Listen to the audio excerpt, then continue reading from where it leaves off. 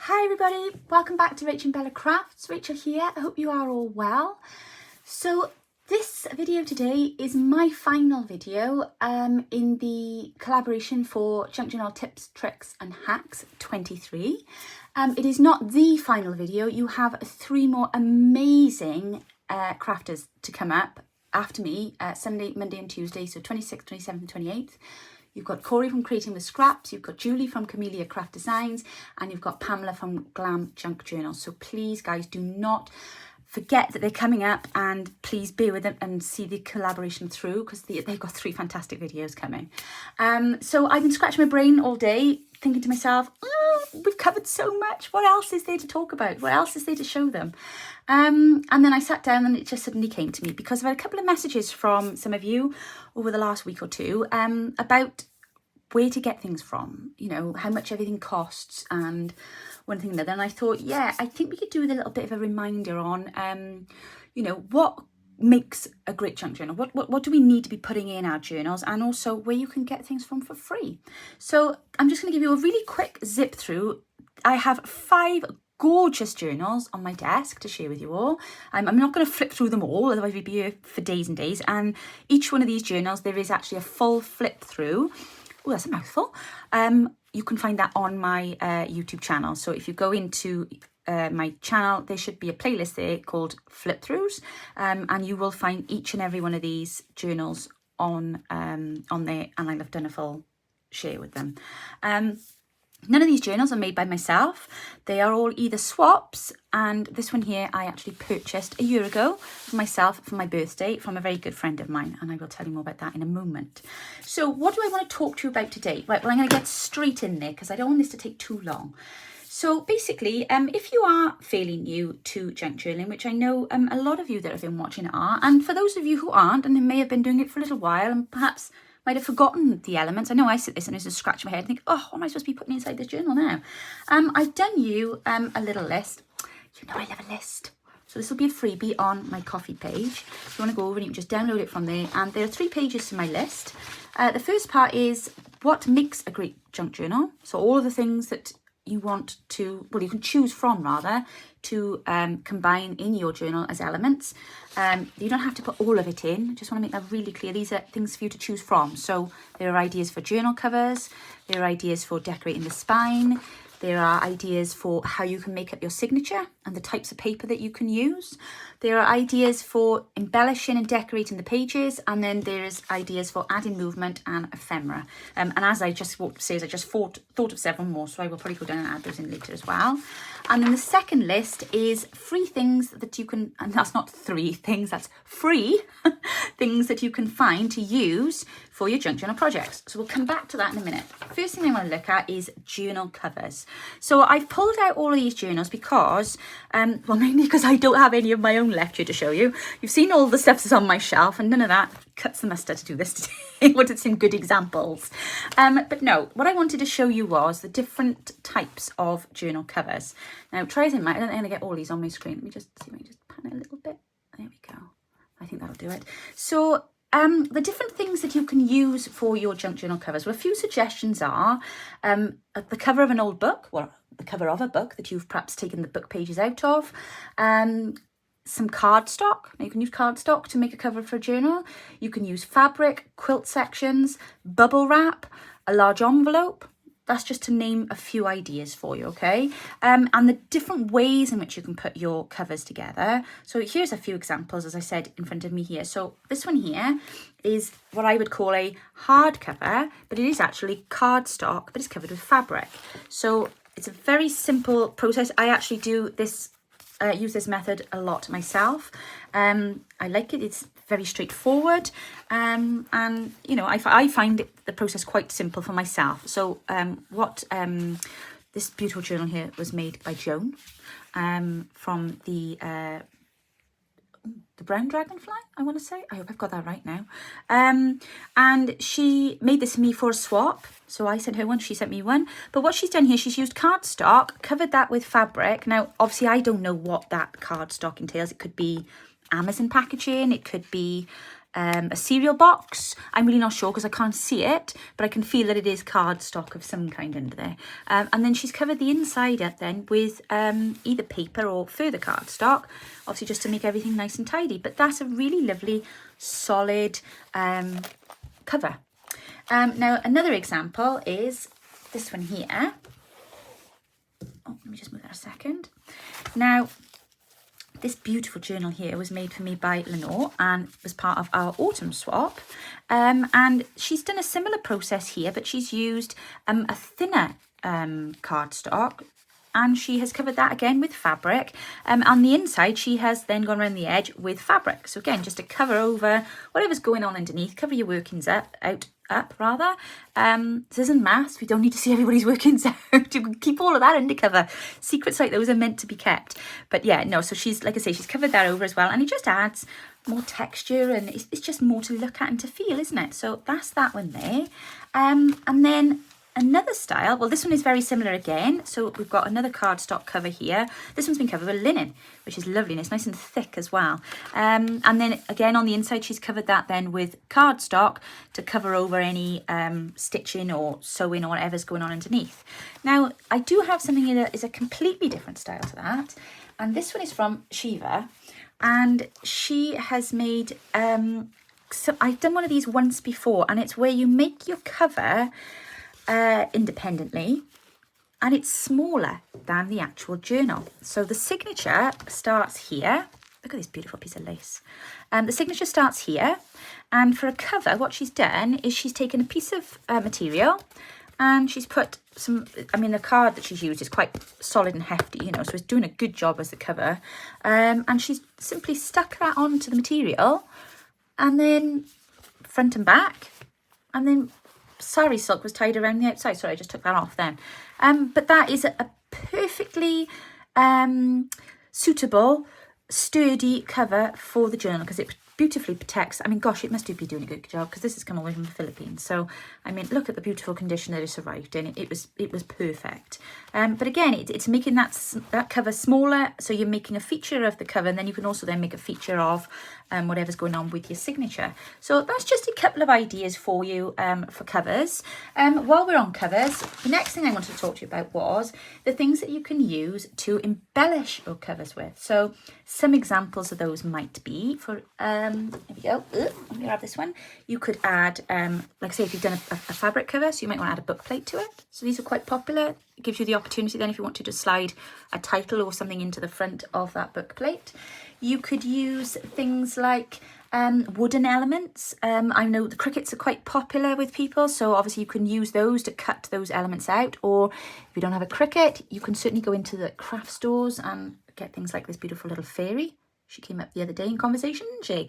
There's lots of different elements and things like that, but you know, they're ideal for putting on the front of the journal. The journal is the place to put all your bulky stuff, I always feel. The stuff that you don't really want to put on the pages, because obviously if you're putting very bulky items inside, you end up with a very gaitery journal, whereas the front cover you can just go to town on. You can go, you know, put whatever you like. I mean, this here, I'm not quite sure how Shiva made these. I need to ask her, but these are like little plaster cast molds on here that she has painted gold. It is incredibly clever. I've not seen anything like this before. But again, more detail. Appliques, they're another great thing that you can use to decorate the fronts of your journals. Here we are, this one here from Jo. She's put little wooden elements on there, look. So she's got those little wooden butterflies, but she's also mixed that in with lace to decorate. Another example here then on Jones, she's got things like buttons. This button here is actually attached to a beautiful journal card that comes out. So again, another idea for your covers is to add pockets to the cover. You can then interchange your cover, because you can change the things that you put inside or on the front. You could pop a belly band across the front and then have a journal card that is, you know, quite on show. Charms, that's another great idea for things to put on there. And old book pages always looks good. Framing the behind, perhaps, if you've got a picture that you want to pop onto the front as well. And of course, die cuts. How can we forget die cuts? They're always a great example of something that you can add to embellish your journal covers. Now, in respect to the spine of your journal, so when I refer to the spine, I'm talking about this area here. So when you've created your journal and you've put it all together and you've done your binding, which obviously will take place underneath here, you can, if you like, choose then to decorate your spine. This can be done in several different ways using different things. So some ideas for you are for you to add lace. I did actually have on my list lace, fabric and ribbon, and this it's all been included in this one here from Jones because she's threaded the ribbon through the lace, which I think is quite spectacular, and it's really effective because it brings out the colour then of all of the things on her cover. Another thing that you can use to decorate your spine are buttons. So you can add buttons and charms and tassels, and you can have these threaded on to your actual binding, which is what I did here with this journal. So when my binding thread comes out of the spine, I've actually then, before I've tied it up, I've actually threaded these buttons onto the actual binding thread. So that's another thing that you can do to jazz up your spine. Of course, the other thing you can add as well is a tassel on there, and you can just go to town on that, and you know, all sorts of things. With this one here on the binder on the inside, I added more charms there, so that kind of has the opposite effect of a tassel that would come here, and then you would have your charms hanging from the bottom. So that's some ideas for you to embellish your spine. Okay, so the next thing that I want to talk to you about is the signatures of the journal and the things that you can use to make up the signature. Now, if you watched the last video that I did for the collaboration, I gave you all a list of the glossary of words for journaling, just to kind of debunk some of the jargon. And you'll have noticed that the word signature was in there. Now, signature is what is commonly known as the makeup of a group of papers and pages that make up the journal. Now, this one here by Shiva is actually one very large signature, as opposed to sometimes a journal may have two smaller signatures. So it's all depends on how you're going to bind your journal, really, as to how your signatures might be made up. So the signature is the group of pages. So when I talk about making up your signature, I'm on about the pages in your journal, okay? Just to clarify that for you. So your signature papers can be made up, or rather, your signature can be made up of paper and card that can be sourced from many different places. They can be handmade, they can be shop bought, they can be downloaded and printed designs, they can be recycled. So how can we do that? Well, for homemade papers, my suggestion would be if you were going to do things like tea dye papers. So I think I've just spotted a tea or coffee dye paper here. Oh no, it's not, that is some genuine ephemera. So yeah, you all know what tea and coffee dye papers look like. Here's some here. You know, these are things that you would do from home.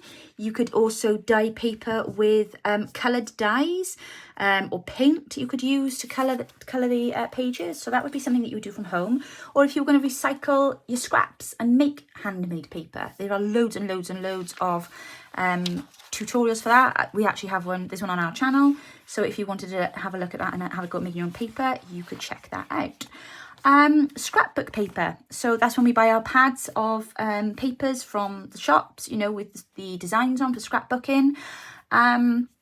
You've got tracing paper, vellum paper, baking paper, Amazon packaging paper, acetate, wrapping paper, wallpaper, ledger paper, book pages, music paper, dictionary pages, colouring book pages, paper doilies and paper bags. So there's just so much paper that you can choose from. So I'm going to show you a few examples here in Shiva's journal because it is beautiful. So this is genuine ephemera, that we would call, but it's also very like, what do you call it? Sewing pattern paper. That's another thing that you can include. So she's got, this is actually a digi here, although it does look like a book page. What else have we got here? Here we are. We've got some handmade paper in here with some foliage pressed into it. Oh, there was our coffee dye sheet. I knew there was one there somewhere. We've got another digi, but that's been printed on cardstock. We've got another beautiful book page, which is very much like magazine pages as well. You could use those as pages. What else did we look at? I wasn't sure. I think so. Oh, there we are. There's another book page. Beautiful Edith Holden. Some more handmade paper, stained and dyed papers. So you can see how all these different, that there is original ledger, but you know, vintage ledger. Beautiful, beautiful page. You can see how all of these different types of papers, how they add dimension, how they add just that tactile style to the book. I mean, we can all go to the shops and buy a notepad, yeah? We can all go and buy a journal from the shop, but what makes junk journals unique is just the complete uniqueness of every element, that there are no two alike. I mean, I've tried to make 2 junk journals at the same time and they still end up being completely different. There are no 2 alike, they're completely unique. And even down to things like leaving the little trims like this on the edge of the pages where they've been pulled out of books. You know, it just all adds to the texture. And I think that is one of the big things that everybody comments about the journals. It's how it feels and how it sounds. They're quite sensory books, really, aren't they? Oh gosh, look at that there. I'll come back down in a minute. That's like embossing, that is. Beautiful. So again, lots and lots of different examples. Printed vellum. There we are. There's the wallpaper I was looking for. So she's popped some wallpaper in there as well. Always makes a lovely addition. And again, if you had a full sheet, you could use that as a journal page and make it part of your signature. There's an old colouring page there, and a book page. So lots of different examples and ideas there for you on things that you can use in your signatures. Okay, so the next thing that I wanted us to look at was ways to embellish and decorate your pages. So I don't mean as in putting in ephemera and pockets and things, I mean the actual pages of the journal. So this journal I had here from Jo, what she's done to the pages on there, one of the things that really stood out to me was, I don't know if you've noticed, all of her pages, she's cut all the corners off them, look. Now I find that really effective. I've only done it once in journal, I always forget.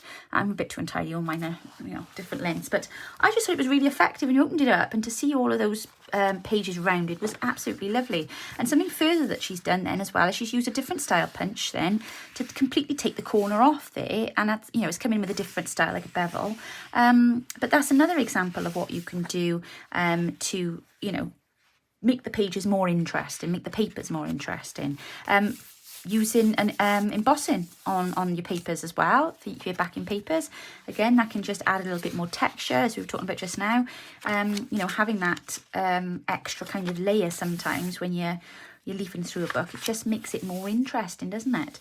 Other examples of things that you can do with regards to journal pages is using things like mixed media. So you could be using gesso, you could be using paints, you could be using texture paste. That's another way of jazzing up your pages and your papers. You know, we've got gilt gold paints and things like that. You can use fabric, you can use collaging on your pages. You could use paper dyeing, you can do paint flicking, stamping, stencils. You can use your inks to add texture and colour. What else could you be using? Oh, of course, you've got the washi tape, you've got transfers, you've got postage stamps. You can add quotes to them, or text from other, you know, books, magazines and things like that. You could be using your natural dyes to stencil. You could use a border punch. You could use fussy cut images, like I have here, I suppose, to add to the background. Now, I know all of these things are things that we do with our ephemera, but they are things that you can do to the actual pages in your signatures. So, you know, the background doesn't have to just be a plain page. I did have to look quite hard, actually, to find an example. Thankfully, I had my travel journal up there, because it's not something I do very often. Very often we just tend to pop things in on top, but I tell you what, these are the ones that you have the most fun with. These are the pages I enjoy the most, is when I'm adding things to the actual page, rather than just creating the ephemera and pockets and things like that. And it just becomes part of the journal, and doesn't it? It becomes part of what, you know, we were talking earlier on about, you know, using magazines and things like that for pages, and what they call them, leaflets and things like that, to use for your papers. You can see here they can all be used as pages, and that's a bag there, that's being used as a page. So lots and lots of different ideas there, things that you can do with your actual book pages, not book pages, with your actual journal pages, to decorate and further embellish them. And the final part of things to go in your journal, or what makes a good journal, is I want to talk to you about adding movement and ephemera. So I picked up this journal here. I bought this journal a year ago, as I said. Treated myself to it. It's the first time I think I've ever bought a journal. Well, I know it is. It's the first time I ever bought a journal. It was actually created by Mandy from Sunflowers and Doors. And when she put it up, I just fell in love with it. And I thought, you know what? I'm going to treat myself. So I did. So this was my birthday present last year to myself. But Mandy's journal here is a great example of lots of the things that I've got listed here in my list for you, of ideas about different ways to add movement and ephemera to your journal. We've talked about how ephemera can mean two things. It can mean the things that we put in and the things that we create. So I'm going to give you some different examples as we go through. We'll have a quick look through this journal here for the different things elements that Mandy's put in that add movement and ephemera. So this is the first classic example, is for us to use a cluster. Clusters obviously can be made up from fabric. They can be made up from cardstock, lace, papers, fussy cuts, basically anything that's left over really are always great things to use for making your clusters. Other examples, so we talk about flip out, flip in, flip up, flip down. This is the tip in that I was telling you about the other day. So there's a brilliant example there. This tip in also includes a lovely belly band, which is always a great addition for adding movement. The movement, of course, being you removing something from underneath the belly band. This tip in, I believe, also has another tip out or a flip out. Here we are. We've got a corner pocket there. We've got a centre pocket there. Oops, go back in there, please. And then we've got another side tuck by here. So we've got lots of examples there just in that one element. What have we got here? We've got then from an ephemera perspective, and again embellishing. So we've got a altered paper clip, which is always a great addition there to go over a pocket. Tabs, another great thing to use to add embellishment. You can pop the tabs onto your actual ephemera, or you can pop the tabs onto your pages. So they can be done using cardstock, paper scraps, fabric, all sorts. You've got a tuck up here then, so you could pop something under there to tuck something into your page. We've got a beautiful little charm on this pocket here. And then inside the pocket, something else on my list is a mini notebook or a mini journal. Depends how big you want to make them. This one has also got a little side tuck in it as well. So another great idea. Let me just pop that down in there. Moving across then, we've got another one of these lovely flag altered paper clips. Another pocket, another great idea. Obviously add in then, what do we call this? Ironmongery. That's probably not the right word, but it just seems right when we're adding in little things like this, metalwork basically. So you've got paper clips, you've got bulldog clips, and you've got this little removable pocket here with a tag in it. Tags, that's another example of things you can put in. You've got hidden journaling spots, and that's what these are here. So this is little bits of paper that's been folded up and popped into that very cute tiny little belly band, and it just creates a nice little hidden journaling spot for you there. So again, like I said, you can have collaging on your pages, you can add lace and ribbon to your pages, you can have ruffles on the sides of your pages.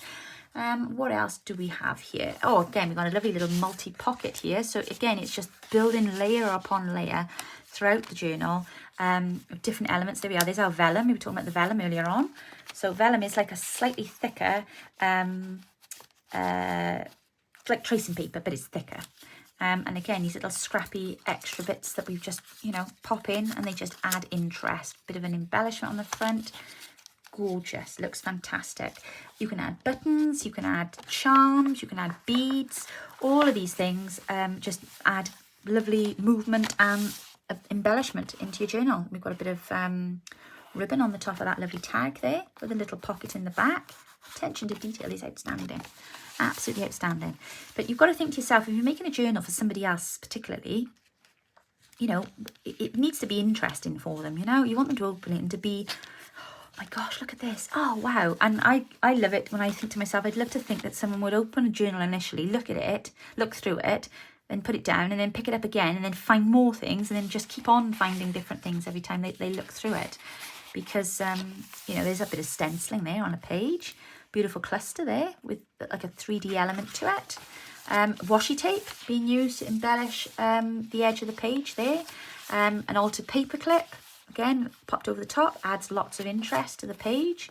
Things like this are always great when you've got these multi-organising pockets, tucks. You've got a pocket there, you've got a pocket there, you've got a notebook that has been tucked behind. And they're all simple elements, but it's these simple elements and these layers that just make it really interesting. And there's a big journal card then behind it. And, that's such a wonderful, simple structure of making a pocket and sticking it on a page. But because of the way in which she's put it on the page, and the things that she's added to it, it gives it depth, it gives it dimension, it gives it tactileness. Is that the right word? And probably not, but there we go, you know what I mean. And it's just, again, that layer upon layer approach.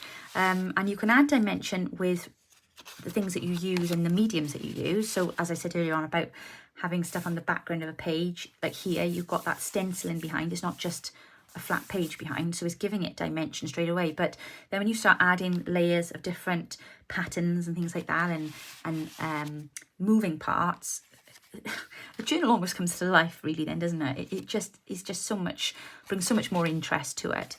I think we're beyond now looking at journals as things to just write in. You know, you can see where they have such a strong well-being element. My gosh, if I were to sit and just keep leafing through journals like this, you don't think of anything else then, do you? It's really, it's quite calming, I find. I could do flip-throughs all day long, especially other people's journals. I think it's fab. So these are just some very, very brief examples for you. As I say, you've got a full list there now. If you want to see the full flip through this, there is a full flip through video of that on my channel. The full list is available for you of all of my suggestions of things for you to put into your journals. That will be available on my Ko-fi page. And I just really, really, really want to quickly go through with you some ideas of things that you can use that are free. So, some of you may have seen this before. I showed you this after Christmas, so I do apologise, it's a Christmas themed journal, but this is what I created over the Christmas holidays from all of the things that I gathered over the Christmas break, and it was all junk. It was genuine junk, because I haven't really done a junky journal before, so all of this in here was genuine junk. And I've done a list of things that I know most of us have got around our houses or in somebody's house that you know, that you can use for free and repurpose. So I will put that up onto my Ko-fi page for you to use.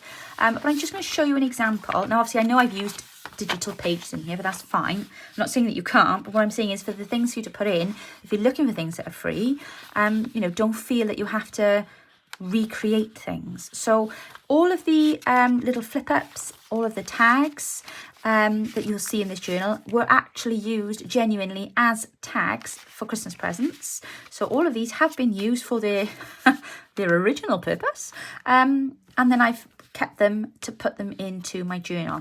This is actually the body of a cracker, you know, the pull cracker that we have at Christmas dinner. So I salvaged that and made a pocket out of it. Again, these are just elements of things that I had. I used them as tags. This was another gift tag, and I just literally just washed that in there to make a pocket out of it. Again, lots more tags. This is a tag from a gift.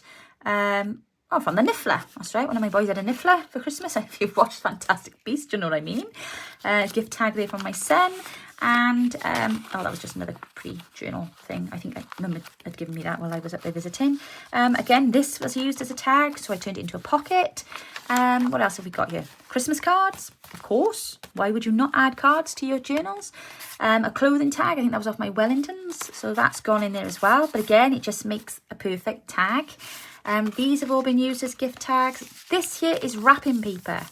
I loved the wrapping paper this year with the Mickey Mouse on, so I literally just tore it and made a little tuck. And I think that looks perfect on there. These were all used as tags, so I turned them into pockets.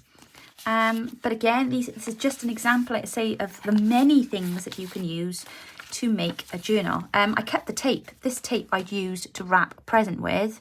And when I tore the tape off, it brought some of the wrapping paper with it. So I used that then to, it's like washi tape. It's like ready-made washi tape. So there we are. And there's an old book page in there as well to give me some paper. These were left over from what I was working on Christmas. So I just shoved all of those together to make the pocket. And again, there's another gift tag in there. And I've used a little bit of tulle that I had sent to me for Christmas. And I've used that to make a ruffle. So there's those there. That was a joke that came out of the cracker. What else have we got in there? Again, another cracker body. We had battleship crackers. Ribbons also came off the crackers. So these are just some examples, but this is just to kind of show you how you can assemble your journals using reclaimed and leftover items. And actually, do you know what? I think from an authentic perspective, I really, really love the inside of this journal. I just think it just feels so real. Everything in it tells a story, you know. It's all got something of interest in there. Even just turned to making a tag there, and I turned it over and made it into the pocket. So again, really quickly, that's just some ideas for you there. Things for closures, you can use old belts, you can use old necklaces. We've got our napkins that lie around our houses. We can use those for decoupage. We've got cereal boxes. These make brilliant journal covers. This is a small one here, but that would make an ideal traveller's journal. We've got the tags, as I showed you, of clothing. We've got our receipts. Gosh, we must have loads of receipts, especially at Christmas time. You can use those as ephemera, gift wrapping, wallpaper samples, which are all able, you know, wrapping paper we all have at our birthdays. Sometimes it was somebody's birthday, hold the paper for me, you know, that kind of thing. Wrapping wallpaper samples. If you're going to shops, you can always pick up a wallpaper sample there. Gift bags make brilliant covers. Magazines, travel brochures, you've got lots and lots of images you can cut out of those. Old clothes. People say to me, where'd you get your fabrics from? Do you know where I get most of my fabrics from? Cutting up clothes. Genuinely, I mean, you can see what I've got on today. This is a flowery dress I've had on today. I do like quite bright pattern clothes. So when they're either torn, broken, don't fit any longer, they end up in my drawer and I cut them up. Bedding, duvet covers, sheets. Sheets are brilliant if you want to make ruffles, and lovely bright bedding covers. And again, you can always pick those up in charity shops for £1 or £2 if you find something there with a really nice bright colour on. Ladies' blouses always do really well, I find, for boho journals. If you go into the charity shops, or if you've got a nana or an auntie who's clearing out clothes or something, or yourselves, have a look in your own wardrobes. But you very often find ladies' blouses, it can be sometimes can be silky, or you know, that bright kind of almost sari silk kind of feel, and they are ideal then for making things like ruffles and pockets and things on your bohemian style journals. Bubble wrap is another great thing that you can use. You can use that for your covers. Tissue boxes. Oh my gosh, the list is endless. I'm not going to go through it all. Just for you to be aware, it is going to be on the coffee page. So guys, that's all your tips and tricks from me today. That's all your tips and tricks from me for this collaboration. I have got another video out today. I do apologise for the crossover. I did have a slight panic this morning. I was like, oh my gosh, I'm going to do 2 videos. But no, it's a short one. It's the 100 days challenge. So if you are working along that with me too, please don't forget to watch that one. I promise it'll be nice and short. But as for this collaboration, can I just say a huge, massive thank you to each and every one that has taken part, to each and every collaborator, because they have been amazing. And please don't forget, there are 3 more to come. So don't abandon us just yet. And also thank you to you guys for following along, and for the feedback, for the comments that everybody's had, and just for your sharing, and just generally getting involved with gusto in only the way that you guys can. I really look forward to bringing you the next one. There'll be news on that at some point shortly, I'm sure. But yeah, just a huge thank you from me. So have a lovely evening, and I will be back with you all very soon. Take care now. Bye-bye.